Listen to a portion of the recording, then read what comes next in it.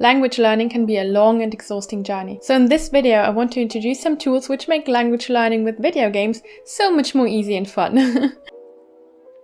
But the first question that probably comes to mind when you start learning Japanese with video games, or frankly any kind of immersion, like reading, watching anime, or listening to a podcast. Is my Japanese good enough? Is there some basic knowledge I need to know before starting? I think you could kind of say there are 3 levels of preparation.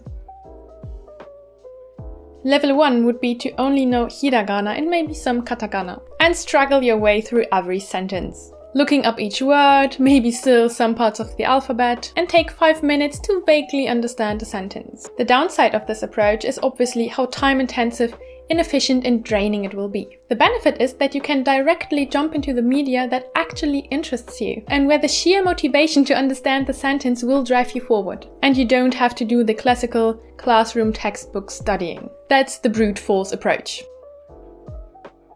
Level 2 would be to know the alphabet well and some basic vocabulary and grammar. So for example, having completed 1 or 2 beginner textbooks. That's what I did. I finished the 2 Genki books, so I knew beginner grammar fairly well and some N4-ish grammar, like I kind of heard about.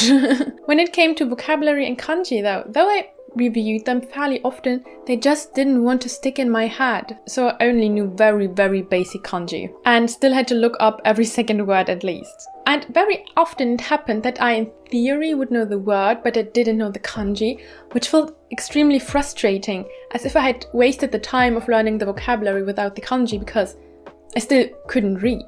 And that is kind of true, to be honest. I'd recommend whichever approach you choose, try to learn the kanji with the word as soon as you start out.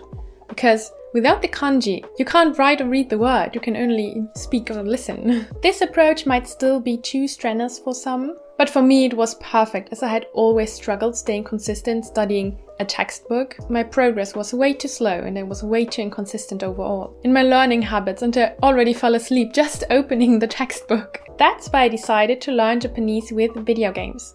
I also had been trying to read some graded readers, which are a start, but most of the stories didn't really catch me or are kind of short or either too easy or too difficult. So I couldn't get the massive amount of input I would need for this immersion approach so I could make progress. So for me, finding video games as a resource to immerse myself in Japanese was the best thing that could ever happen to me. I first tried changing my Switch system language to Japanese so I could play Animal Crossing in Japanese. Which I did from the first second of Animal Crossing. What is also really nice with a lot of like children Nintendo games, they come with furigana.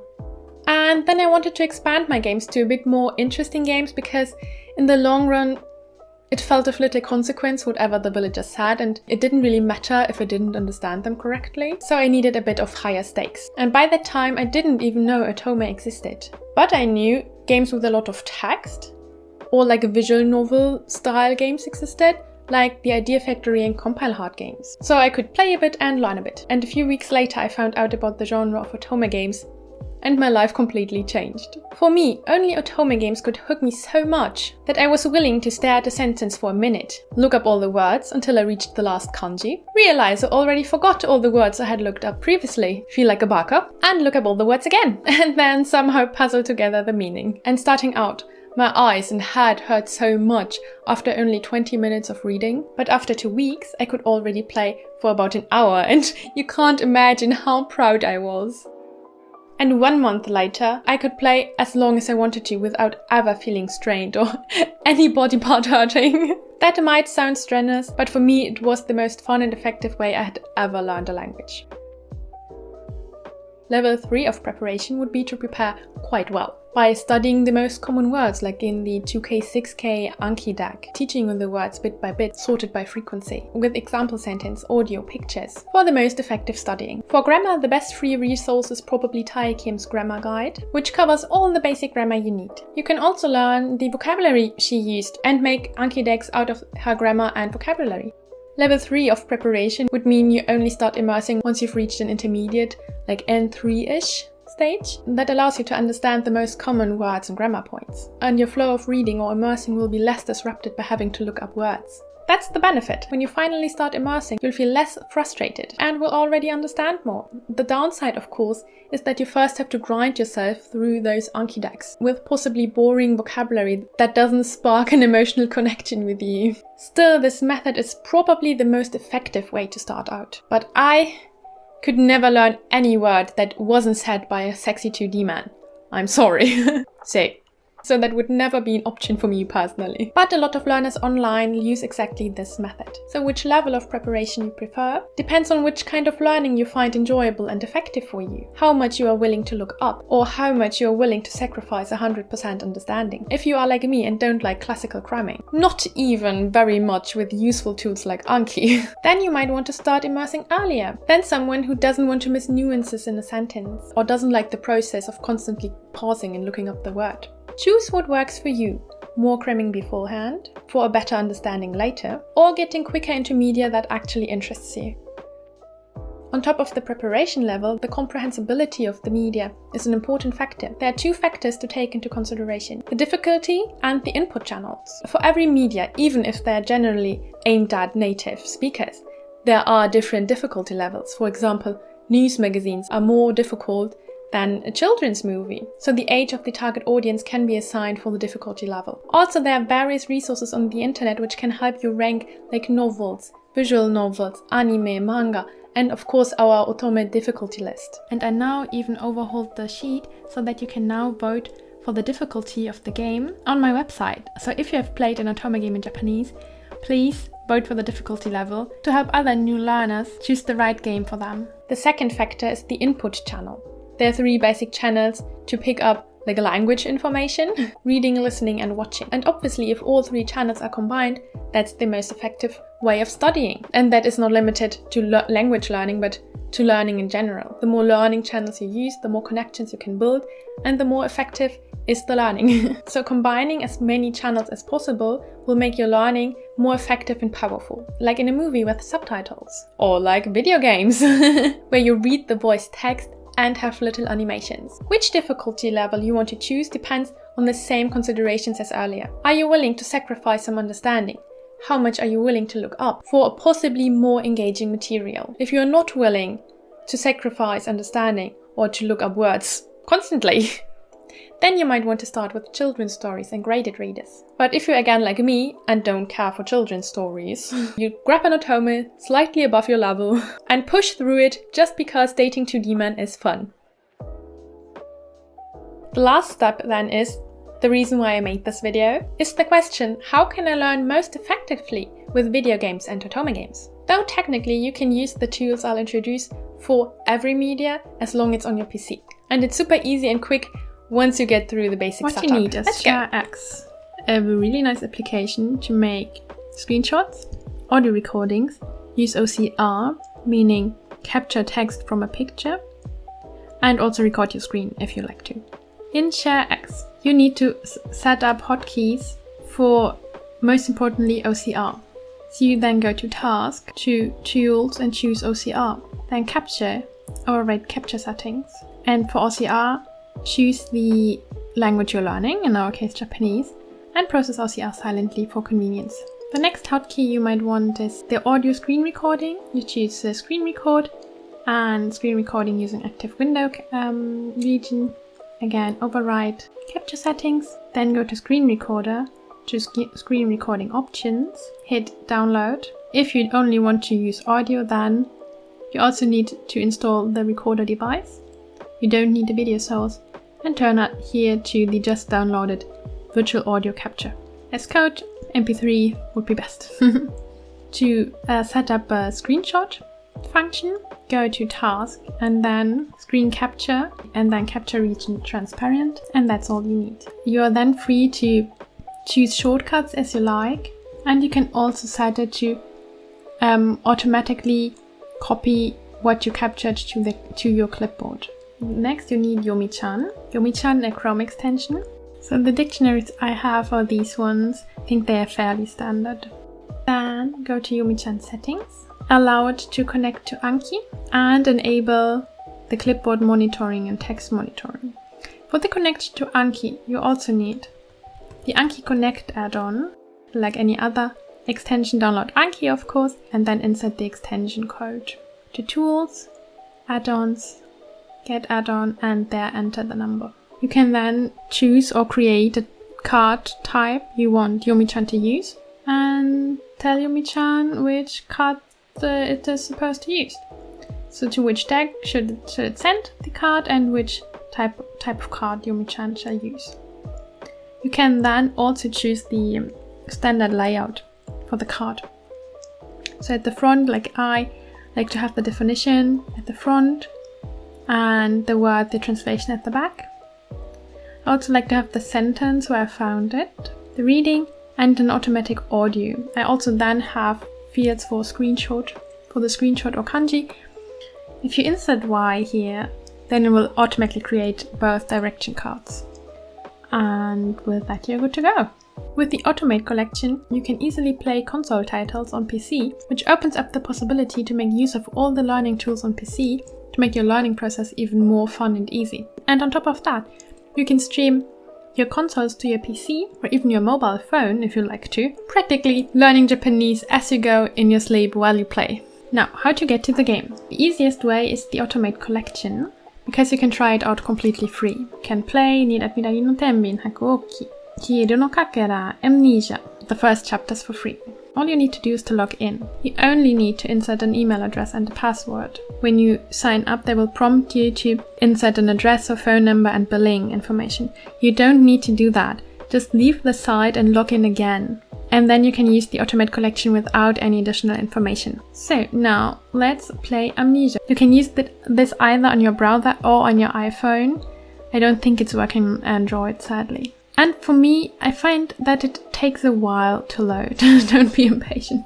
Make sure you have yomichan turned active. And you can either use the clipboard monitor in the browser or allow it to open a separate window. Make sure to have Anki open in the background when you play the game. The only thing I noticed with the Automate collection that I cannot find a way to replay the backlog, which is a bit annoying.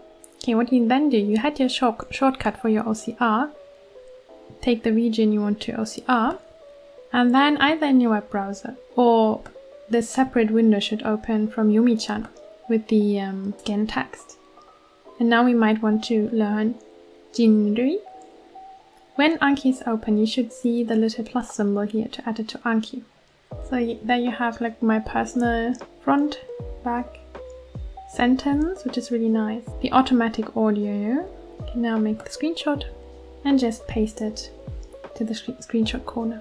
If I was able to replay it now, I can then also record the audio and add the audio. You can do the same with the Switch or Vita games you stream on your PC. With the Switch it's fairly easy because it has an HDMI port, which means you can just buy a $10 capture card to connect it to OBS. To connect your Switch to OBS, you need to add the video capture device and the HDMI audio. You will have to go to Add Video Capture Device. Choose the right connection to it. Same for audio. You will go to Add Audio Input and just choose the port you need. You don't have to use OBS, but it's free and it's quite simple to use. What I then like to do, I like to open the window projector so I can close the ugly OBS. Yeah, make it as big as I want to. And then I do the same. I can OCR the text on the game. Can add the vocabulary I want and open it in Anki to quickly add the screenshot, copy it into it. So when we now have audio, can do the same. Can add the word we need. Take a screenshot. Paste it. Delete the default audio, but you don't really have to add audio if you don't want to. Then hit the audio record button. Replay.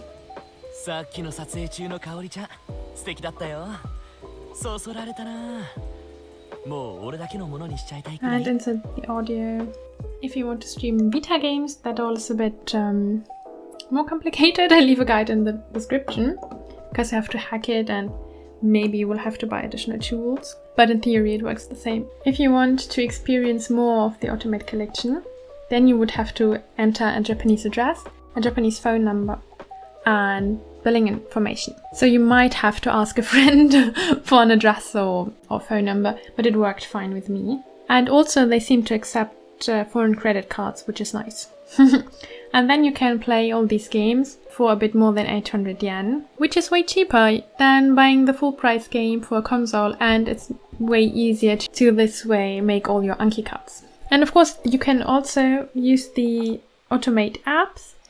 You have to download from the Japanese stores and stream your phone to your PC and do the same. If you can't or don't want to stream your game, which I totally understand, then you can just make screenshots on your Switch and move them with a USB cable to your PC. You go to Settings, Data Management, Manage Screenshots and Videos, and then copy to PC via USB connection. You need a USB-A to USB-C, but yeah, most controllers or even phones come with this kind of cable today. If you're on the Vita, then you just use the normal Content Manager Assistant. And if that's still too complicated, there are other handy tools like subs to SRS, MorphMan or Migaku, which make Anki cards for you totally easily just with one click. And with my link for Migaku, you also get an additional month for free. Most people use Anki to make their flashcards because with Anki, you are the most flexible in how you want to design your flashcards. Learn Japanese to English, English to Japanese. Show the kanji with a screenshot, without a screenshot, in an example sentence, just the sentence, a sentence highlighted with the kanji. Whatever. Just how you like it. Most immersion approaches recommend making Japanese to English vocabulary cards, showing the kanji maybe with a sentence, and the reading and translation either bilingual or monolingual on the other side of the card. Immersion-based approaches are convinced you'll learn to actively reproduce the vocabulary once you've passively consumed it enough. And the last month I tried out making English to Japanese cards, hoping I would be able to use the words more quickly, which kind of worked out in the short term, but in the long term, the English to Japanese cards were just too ambiguous because there are many Japanese translations for one English word, so I wasn't sure which exact word the card was asking for.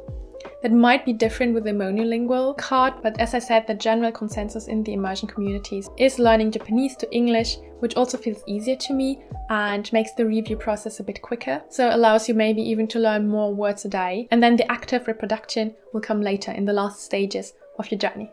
But for example, in the Discord, we have a Thursday talk where we try to chat a bit in Japanese about otome games to speed up our reproduction skills. Then some people recommend to only learn words from sentences you generally understand except for that one word. So you enhance the process of learning something in context. But I personally just mind, so I take every word from a sentence I just want to, I think I need. And if I don't know other words in that sentence, I'll get them as well. I think as long as you learn anything, you learn something, right? And again, depending on how time efficient you want your learning to be, you could first focus on more common words, but as I think that's sometimes a bit difficult to determine, I just learn everything I want. How many words should you learn? I've heard most people settle on about 10 words a day, because the rule of thumb is that in the long term you'll have to review as many cards a day as you learn new words per week. So if you learn 10 words a day for 6 days per week, that means 60 cards a day would be your daily review schedule. And that might already keep you busy for 20 to 30 minutes a day. You see, you are required to put in quite some extra effort with your Anki studying to review the words you've encountered in the wild while you are reading, listening or playing. And reviewing them will definitely boost your progress. But I also think there's no shame in not getting hyped over Anki stats and just sticking to immersing. The downside is of course that your progress will be much slower because you don't review the words you would need to see now before you forget them in the scheduled timing like a spaced repetition system will give to you. But I just can't seem to stick to an Anki habit, and especially in the first year where I still encountered vocabulary I don't know fairly regularly because I didn't know the most basic words, still don't know. So the natural repetition just in my massive immersion, I think was enough to still learn the most basic words without having to do a lot of Anki reviews. So I think it's fair at the beginning to just trust the progress and you will see the most common vocabulary anyway.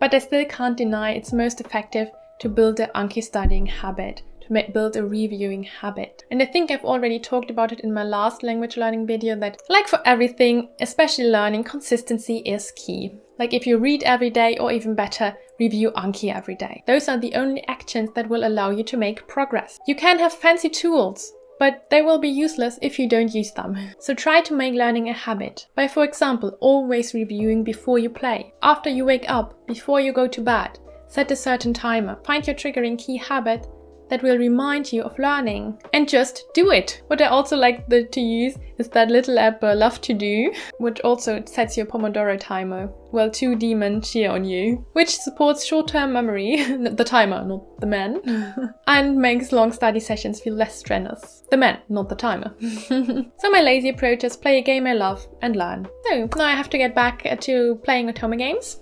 Still have a massive backlog behind me. And disguise it as learning Japanese. So please join me in the Discord to share learning tips, scream about our 2D man, or become a patron to support me on this journey. Get early access to my videos or my otome Anki deck so you don't have to make them yourself, and kickstart your journey for learning Japanese with otome games. And watch the next video to find out why learning with video games is so powerful and will improve your language learning like no textbook has before.